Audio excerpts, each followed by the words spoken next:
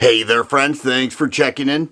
If you think getting guns and ammo now is difficult and frustrating, just wait.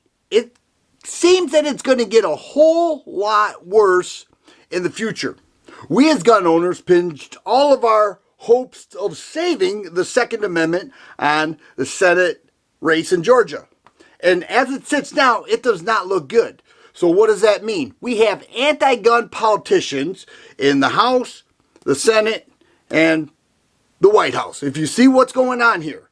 Now, you say, well, why is that going to affect guns and ammo? Well, every time something like this happens, you have people who are not gun owners who say, well, I may as well get one while I still can, while they're still legal. I may as well get one now. Many of which are the exact same people who voted for anti-gun politicians.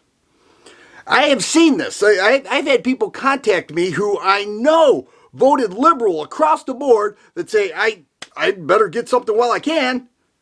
The very people they voted for is the one that they're trying to get around the curve to get their guns before they know they're going to ban them. It's sort of like, as long as I get mine, I'm not worried about anybody else, but, we'll just leave it at that. What do you think I should get? We're going to see the same thing with handguns and shotguns, too. It's never, ever enough with these anti-gun politicians, and they told us in advance, this is what we're going to do. It's like on top of their list. It's amongst the top 5 things they want to do. Kamala said, day one, they're going to start working on gun control without a plan, without any plan of criminals, carjackers, rapists, killers. They want to come after us. It's almost like a revenge thing where we need to get you guys. We're mad at the NRA. We're mad at Gun Owners of America. We can't stand you because you like freedom. Now that we have the power, select politicians who gather all their anti-gun buddies. They form together to implement these laws. We're going to have a miserable 4 years ahead of us. And so, as you have more people entering the gun world, which we've already seen, which is one of the primary reasons why guns and ammo are hard to come by now, it's going to get even worse. And now you look at the waiting periods, registration, universal background checks, even for private sales, magazine restrictions. It's just going to go on and on and on. And let's not even talk about bans. Every time these anti-gun liberals get into power, they want to infringe upon the Second Amendment. And they're not worried about guns themselves. They want to appease each other. By telling their constituents they're going to keep us safe the exact same way Hitler did.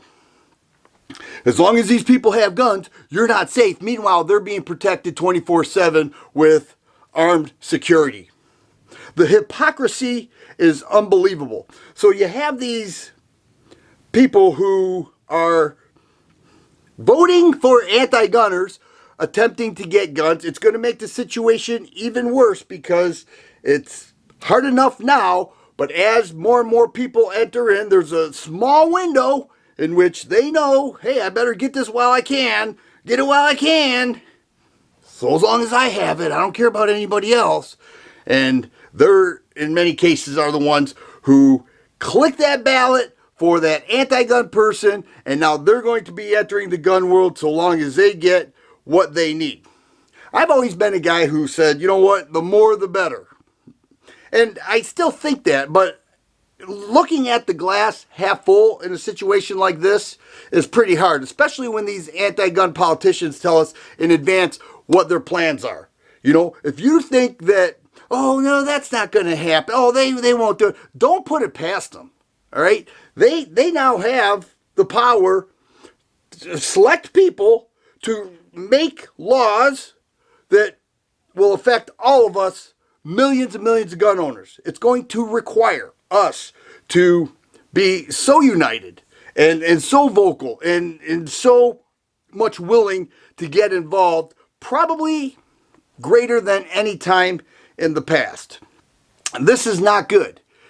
We don't like the situation we're in now with guns and ammo. You like finding it and the price of it. Imagine major taxes on those. Imagine the amount of additional fees that could be added onto firearms. Imagine the ban, or they may even come with the government buyback, which they never owned the guns to begin with. So I don't know how they could buy them back, but they may even hit us with that. So let's make up our mind now to fight them at every single step of the way and be vocal and get involved, because this next 4 years could be horrible. I appreciate you watching, and you guys be safe.